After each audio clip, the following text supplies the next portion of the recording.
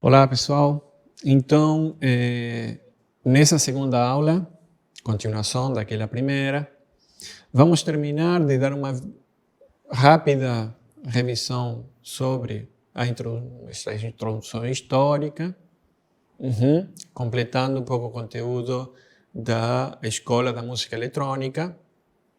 E logo vamos ver uma proposta mais recente que se preocupa para ver um modo de selecionar e organizar, de alguma maneira, todo este mundo sonoro que é virtualmente infinito. Como dizia, então, a Escola da Música Eletrônica, estávamos falando na aula anterior da música concreta, certo, da França. Agora estamos na Alemanha, mais ou menos na mesma época, um ano depois. Se funda um estudo de Colônia, um estudo de rádio de Colônia, e se funda este grupo de músicos, investigadores, técnicos, engenheiros, que pensam fazer música desde outro ponto de partida. Se na música concreta, lá na França, o pessoal trabalhava com microfone, gravando, processando, depois o som já gravado, e depois colocando ou editando isto numa faixa sonora, este pessoal aqui na Alemanha parte do som gerado eletronicamente, não gravado, ou seja, sem microfone, diretamente produzido por uma coisa que se chama oscilador, certo? Diferentes tipos de osciladores, né? Ou seja, que é um elemento que está na tela, aqui no YouTube, temos, perdão, no YouTube, no slide, temos dois circuitos, certo? Tipos de osciladores, e depois um bichinho aqui, redondinho, que basicamente o que faz é emitir um som. Logo mais, você vai editar e transformar este som, sumando, enfim, fazendo várias operações para criar diferentes tipos de som, certo? Agora, todo este pensamento musical que se produz na Escola de Colônia, na música eletrônica, por isso eletrônica, né? Vem um pouco do pensamento serial que era praticado já na música instrumental. Este pensamento, se vamos ler aqui, o desenvolvimento na música instrumental do pensamento serial, é transposto, então, como eu dizia, como um modo de organização ou de composição ou de formação composicional. E, portanto, este pensamento passa para a música eletrônica. A música, então, é organizada a partir do ordenamento, da ordenação dos parâmetros, certo? Ordeno as alturas, por um lado, as durações, a intensidade e o timbre. E algumas outras coisinhas mais, mas basicamente essa era a primeira ideia. De acordo com um sistema unitário, certo? Se eu ordeno 4 elementos um atrás do outro, estes 4 elementos podem ser no âmbito das alturas, 1, 2, 3, 4, no âmbito das durações, 1, 2, 3, 4, no âmbito do timbre, 1, 2, 3, 4. Então, poderia ter 4 coisas que depois, articuladas, iriam dar diferentes tipos de som. Certo? Então, um pensamento mais atômico, mais de cada parâmetro. A construção sonora do zero, basicamente. Então, a partir desse pensamento, começa a se criar. Se parte, já não do microfone, como eu dizia, Ou seja, o microfone me propõe um som completo, já montado, certo? O som de uma porta. Ele já tem a característica de duração, já tem uma característica tímbrica, de altura e tudo mais. Agora, eu posso partir praticamente do nada, do zero. Eu vou querer tal altura, com tal duração, com tal tímbrica, com tal coisa. E eu tenho que construir. Então, ao invés de pegar no microfone, já viria formado, eu posso criar com estes módulos, esses coisinhos que chamam osciladores. E como vou criar os diferentes timbres, aquilo que chamamos de harmônico, inarmônico, de ruído, é basicamente somando várias vezes o som de um oscilador, com diferentes alturas, que eu vou calcular de uma maneira particular, certo? Então eu trouxe, aqui no slide temos 3 formas de onda, quadrada, senoidal e triangular, que vamos escutar. Então nós temos, veja que cada de este, que diz phasor, ou phasor, é um oscilador. O resto é dados, certo? Aqui OSCI, ou oscilador, esse é um oscilador bem mais simples, e depois os phasors. Todo o resto é simplesmente como esse oscilador vai funcionar. Vamos escutar aqui rapidinho o primeiro exemplo.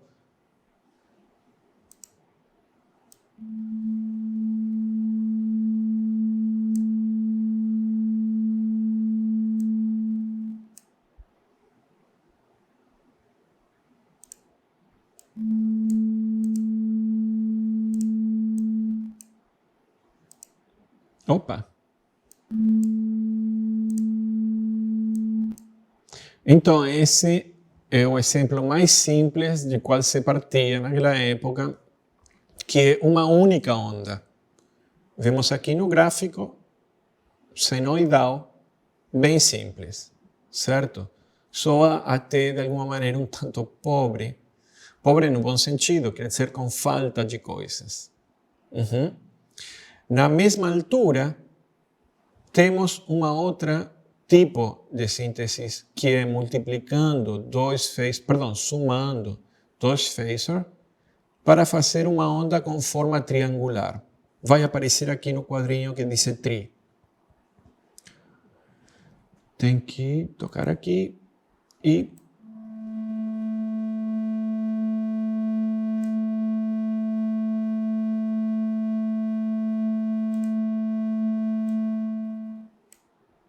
então, vemos no quadrinho que a onda já tem outra forma, o que vai, de alguma maneira, ser o relato do timbre, certo? O timbre, que a gente fala de timbre como se fosse a cor do som. E depois temos uma outra forma de onda produzida por um único oscilador, mais um valor que vai crescer aqui. Já vamos ver como funciona.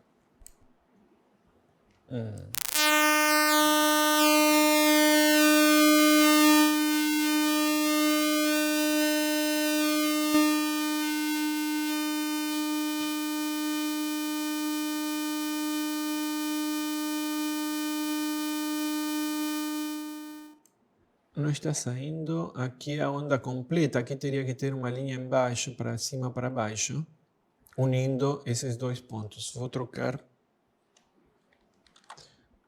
aqui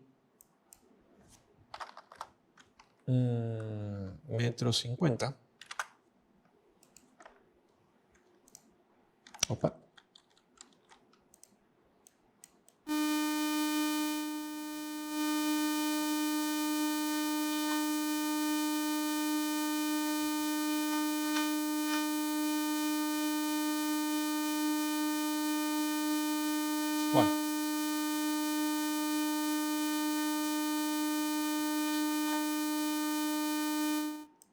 Bom, não sai perfeitamente, mas vemos aqui que é uma onda que bate em um lugar, volta quase rápido para o negativo, sobe e desce sem ter essa ondulação. É mais quadrada, certo? Já outro timbre.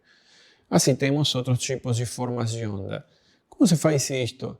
Sumando ondas. Ou seja, sumando ondas senoidais, basicamente, ou multiplicando elas, através do que chamam de síntese. Com esta tímbrica, já temos como relacionar ou diferenciar diferentes tipos de som. E daí criar diferentes tipos de contrastes ou semelhanças, que são os elementos básicos de qualquer música, tanto instrumental quanto não instrumental. Certo?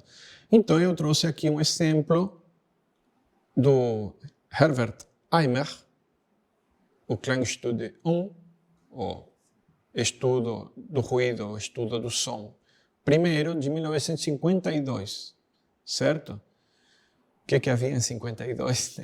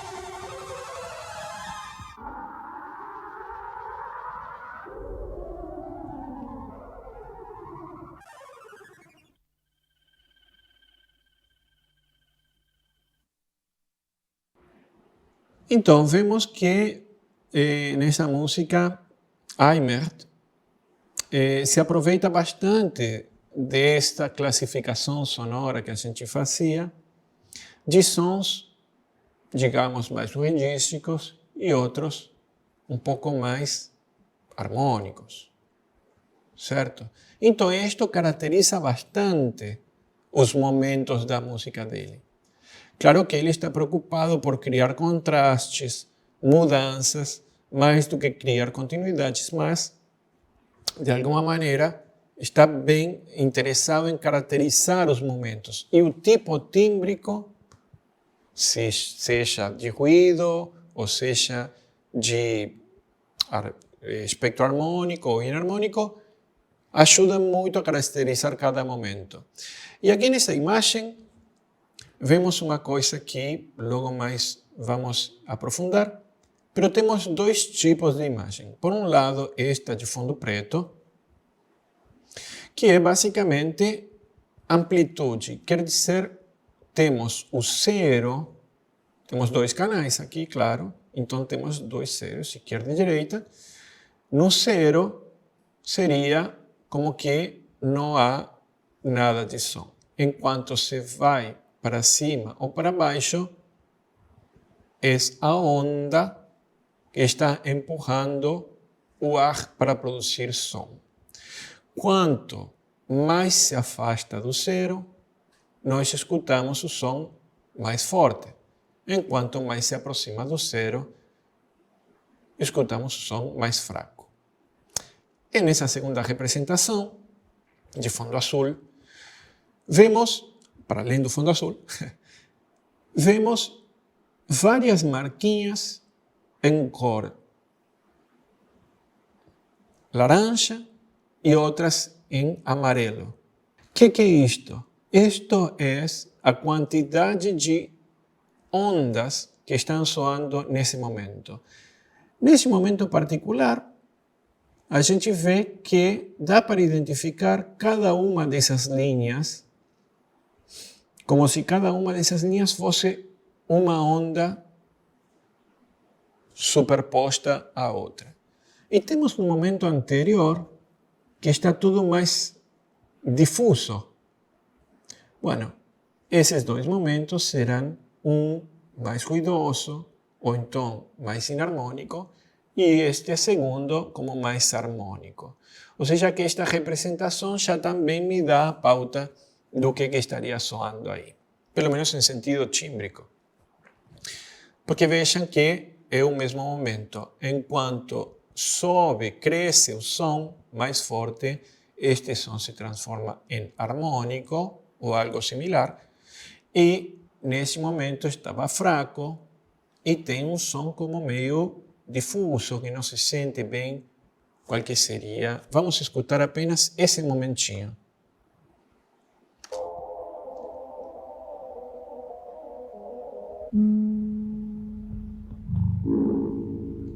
Então,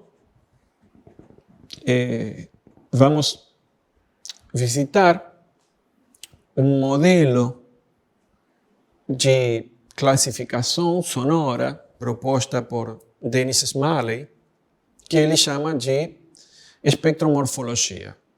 Espectromorfologia, basicamente, é uma palavra composta de espectro e morfologia. O espectro é aquilo que veíamos de fundo azul. Quer dizer, a quantidade de ondas da qual está formado esse som. Enquanto as ondas estejam mais emboladas umas com as outras, vai ter uma tímbrica. Enquanto seja mais claro, terá outra tímbrica. E a morfologia será a forma, ou então o perfil dinâmico, quer dizer, o tipo de intensidade que vai adquirir este som. No tempo, ou seja, como vai se suceder essa força do som, essa intensidade. E, claro, o autor sempre esclarece que uma está linkada com a outra, principalmente nos instrumentos, mas também na música eletroacústica. Então, ele determina uma tipologia espectral, uma morfologia, e de aí deriva alguns conceitos que chama de movimento, gesto e textura.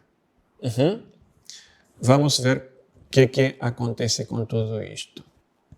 Por um lado, na tipologia espectral, ou seja, o que tem a ver com o timbre propriamente dito, ele organiza em um contínuo que vai desde uma nota propriamente dita, que quando é enriquecida pode ter um espectro harmônico, ou, depende da organização interna desse enriquecimento de outras ondas, pode ser inarmônico, e enquanto mais enriquecida, com mais ondas, dependendo também da ordem, poderá se tornar um som nodal, ou de espectro de nódulo, ou então mais ondas, um espectro de ruído. Por isso que eu dizia anteriormente que este som parece mais pobre, aquele som parece mais rico. Um pouco nesse sentido de pensar toda a classificação da tipologia espectral como com mais parciais, ou seja, com sons que tenham mais coisas interiormente ou sons que tenham menos coisas interiormente até chegar a uma onda senoidal, que seria o mais simples que há. Vamos dizer, claro, esclarecendo que nem sempre simples é pobre e rico é legal. Pode ser simples e muito legal, certo? Então são só formas de se referir. Este primeiro gráfico foi proposto num texto de 1986, que temos traduzido para português, e alguns anos depois, 10 anos depois, escreve um outro texto onde revisita toda esta ideia e propõe esse outro gráfico, ainda dentro de um contínuo que vai do som mais simples até o som mais carregado, passando por nota com uma certa harmonicidade, inarmonicidade e chega ao ruído e agrega que este ruído pode ser sentido como ruído por estar saturado de ondas, assim como o som do mar, por exemplo, o som das ondas que batem na areia. Esse é um som que a gente sabe que é como muito carregado, com muita presença de harmônicos ou inarmônicos, parciais. Ou pode ser um som que se chama de granular, onde você sente como um som áspero. Granular quer dizer que está feito como com muitos grãozinhos. Um som áspero. Vamos ouvir um pouquinho isso aqui. Veja que aqui eu trouxe um gráfico onde mostra um som senoidal, primeiro, e duas formas de som harmônico. Ou seja que o timbre está formado tanto pela organização interna, cada uma dessas linhas amarelas, são as mesmas que naquele gráfico que a gente veia anteriormente, representam uma onda individual. Quando a gente ouve tudo junto, se adquire a sensação de um timbre. Vamos escutar primeiro a onda senoidal.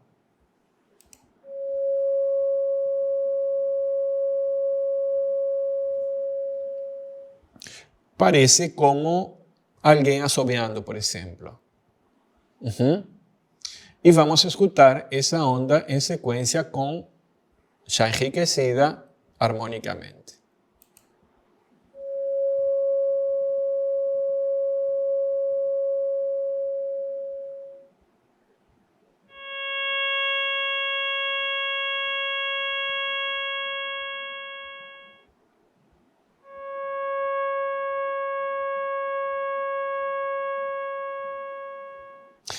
Bem, esses três exemplos pequeninhos, eles partem da mesma altura. Um que chamamos de fundamental no caso da onda senoidal, somente ela, sim, uma onda que vibra 550 vezes por segundo.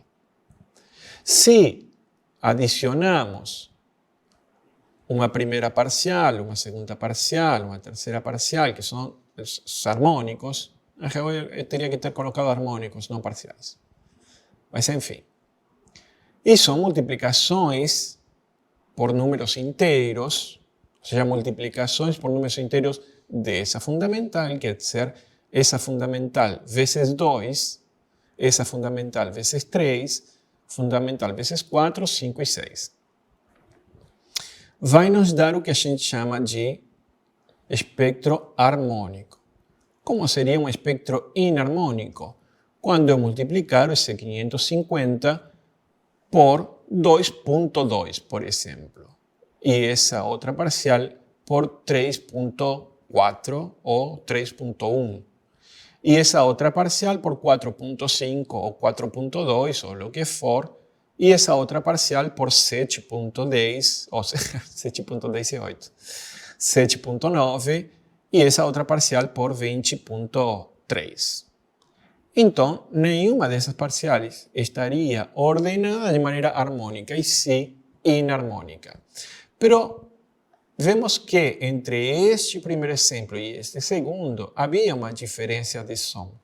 Por quê? Pela intensidade de cada uma das parciais, para além da fundamental. Vamos escutar de novo e vemos que este parece como mais rico, mesmo tendo a mesma quantidade de parciais. Por quê? Porque as parciais mais acima, ou seja, mais agudas, os que correspondem aos números maiores, estão mais presentes.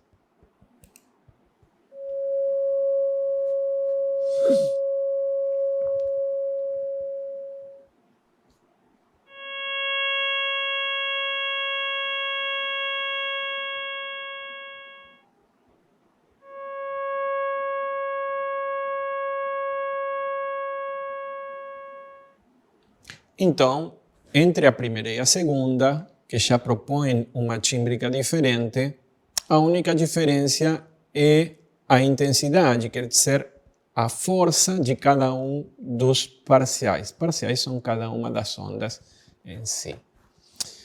Então, trouxe aqui o som de um piano, de um fagote e um som eletrônico. Os primeiros que se correspondem com este mesmo cálculo de razão, ou seja, com a mesma razão numérica da série harmônica, e o último, vamos ver.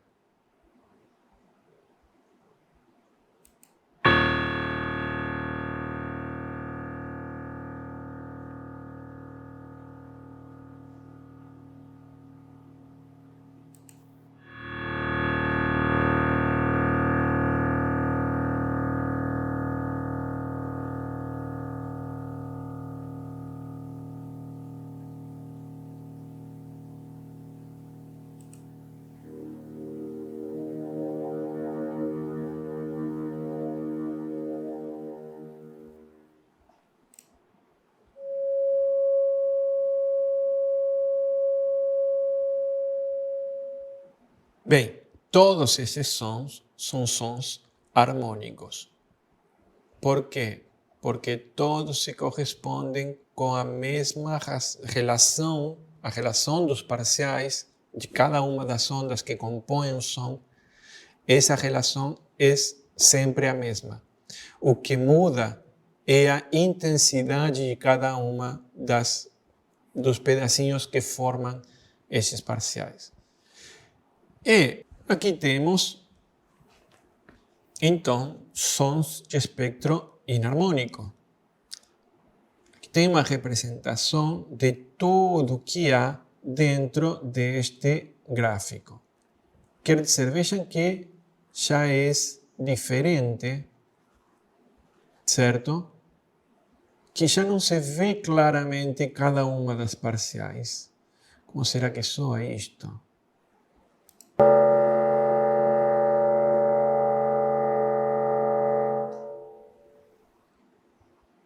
Muito rico, não se sente bem uma nota, ou seja, está tudo embaralhado, mas ainda não tão próximo do ruído. Então, estes seriam sons que tendem mais para o espectro inarmônico. Neste caso, bastante rico, vemos nesta parte de gráfico branco quantas parciais tem e como elas estão, algumas tremendo, outras retas, outras caem um pouquinho, outras não. Então, a relação de parciais aqui, a relação numérica, a razão de relação não é a mesma do que no espectro harmônico. E, obviamente, haverá muitas formas de espectros inarmônicos. E quero ouvir esse. Vamos de novo.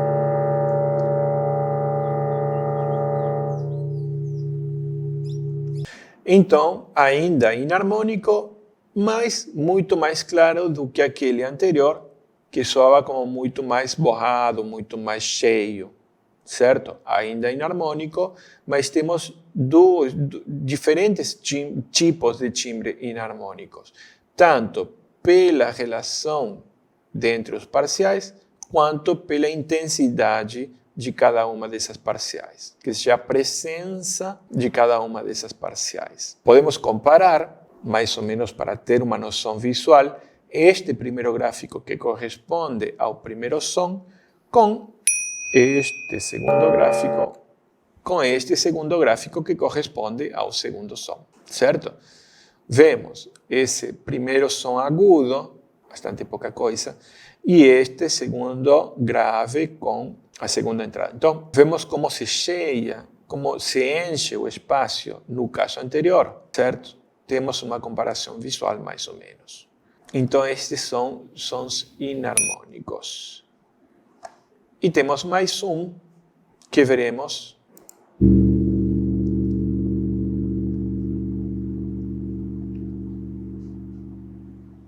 Muito bem. Aqui temos esse instrumento que mencionava anteriormente, chamado de tam-tam, certo? Que parece como um gong. E este aqui, a representação gráfica do espectro desse tam-tam. Uma representação gráfica simplificada.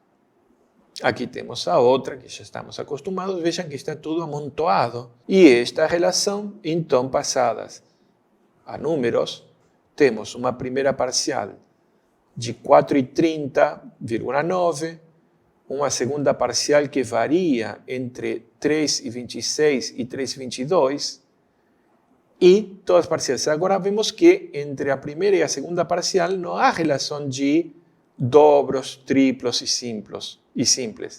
Perdão, está ordenado ao contrário. A parcial mais grave teria que ser a parcial número 1, tom número mais baixo. Está ao contrário. Então, de 70 para 117 não é o dobro, nem o quinto, nem um terço. De 70 para 192 também não há uma relação de divisor de inteiros. E assim sucessivamente. Então, isso é o que caracteriza o som inarmônico no sentido das ondas que o conformam.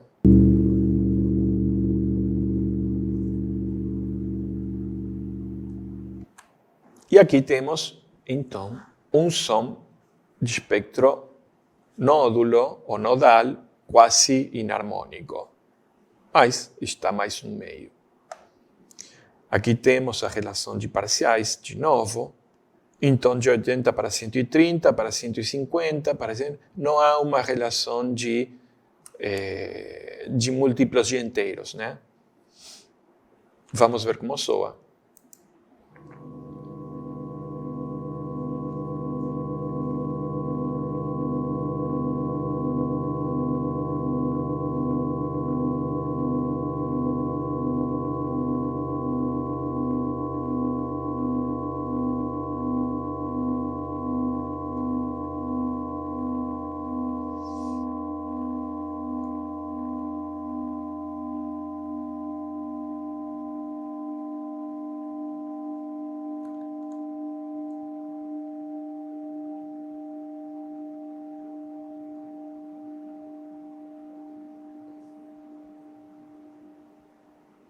E por fim, temos os sons de espectro de ruído. Vejam que graficamente já está tudo cheio e não se vê uma linha separada da outra. Se vê como se fossem manchas. Tudo isso está cheio de som. Ou seja, seriam sons repletos. Vamos escutar.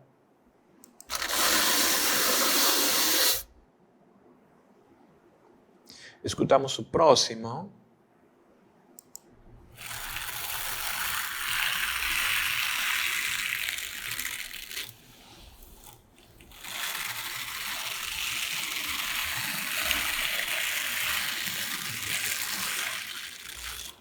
E o seguinte, o terceiro som.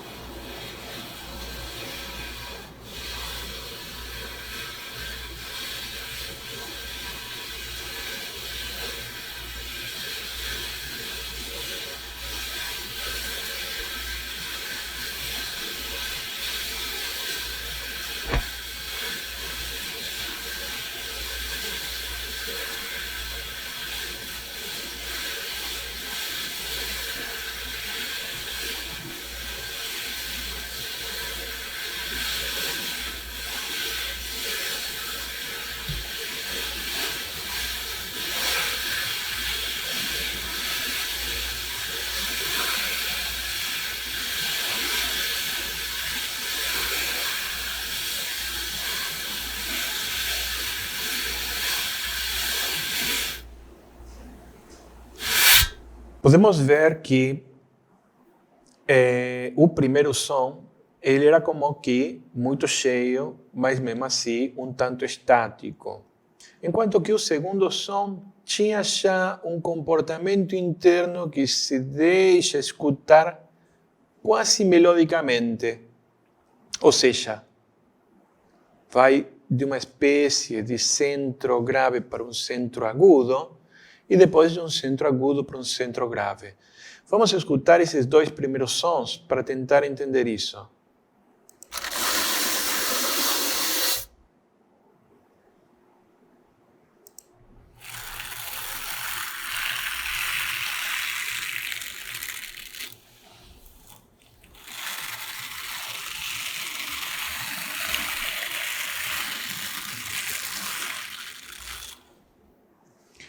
Ou seja, quase se comportando melodicamente.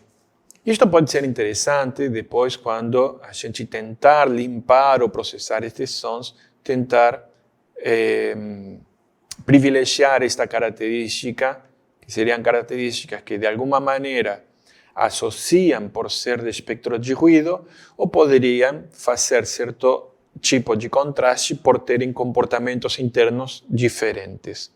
Então, para além de todo o espectro, timbre, de ruído, harmônico e inarmônico, cada um desses sons tem um comportamento dinâmico, ou seja, de intensidade. Comportamento de intensidade, né? E então, a proposta de Smalley é classificar-los como se somente o ataque ou ataque-impulso, vamos escutar, é simplesmente isso. Pap. Ou então este outro. Ok. Donde o reconhecimento do som se dá simplesmente no ataque. Não tem mais. Então é o impulso. Pode ser este ataque continuado por um decaimento, certo? Como aquele som que já estamos acostumados. Ou seja, que tem o ataque e a continuação.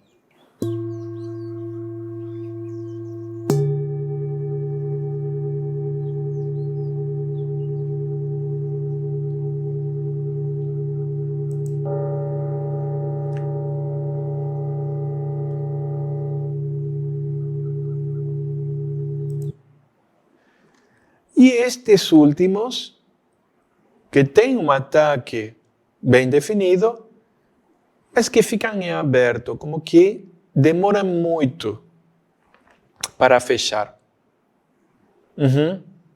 Deixamos aí porque esse pode ser um elemento que se utilize depois para outra coisa. Ou seja, que é um som que tem um ataque, algo que parece com um decaimento, mas que não decai completamente. E depois temos sons sem ataque, simplesmente uma continuação ou continuante formada.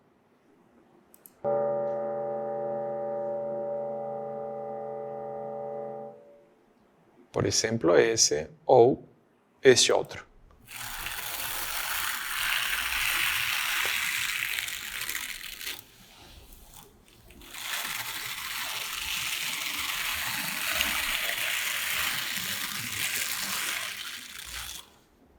São todos esses sons que já vimos ouvindo da aula anterior e dessa, agora pensados não unicamente como timbre, sim, a partir da sua forma, seja morfologia.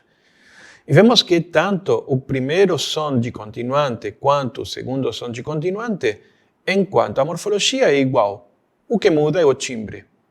Então temos mais um elemento de caracterização sonora que poderemos utilizar para na composição para tecer relações de contrastes, diferenças e de continuidade entre uma coisa e a outra.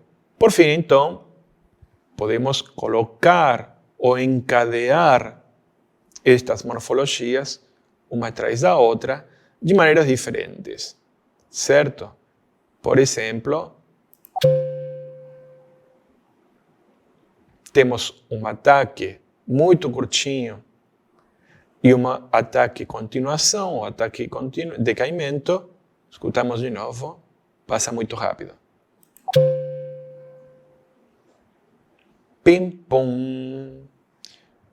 É uma possibilidade, como está aqui neste gráfico, por exemplo.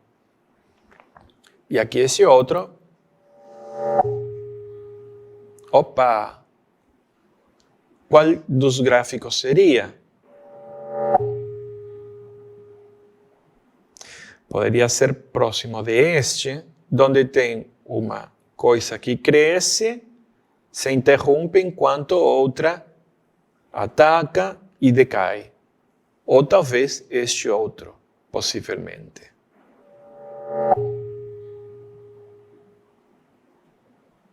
E este outro qual seria?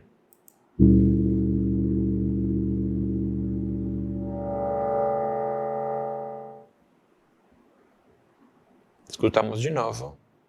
Onde está C? Está aqui.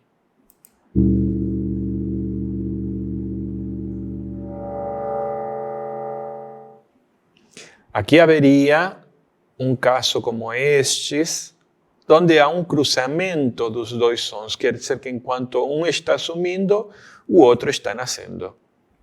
São diferentes formas, então haverá muitas outras, de tecermos relações e encadeamentos morfológicos, certo?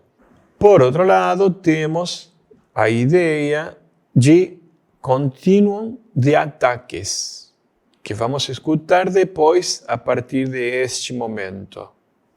Aqui eu tenho um encadeamento sonoro, certo? De alguns sons que a gente já ouviu e outros que vamos escutar agora. Quase como se fosse uma primeira forma de composição. Se, isto é importante, se nós escutamos ataques separados, escutamos ataques separados. Se nós começamos a juntar esses ataques, começam a se relacionar intimamente em um som que podemos chamar de som de iteração. Quando juntamos mais ainda, chegamos a uma noção de grão, por isso som granular. E quando juntamos, já definitivamente, se escuta como uma coisa toda cheia, que pode ser um estado de eflúvio, certo? Vamos escutar este exemplo de encadeamento, onde tem vários sons dos que a gente já escutou, encadeados de maneira diferente e que termina com algo assim como um som iterado ou em tom de grão.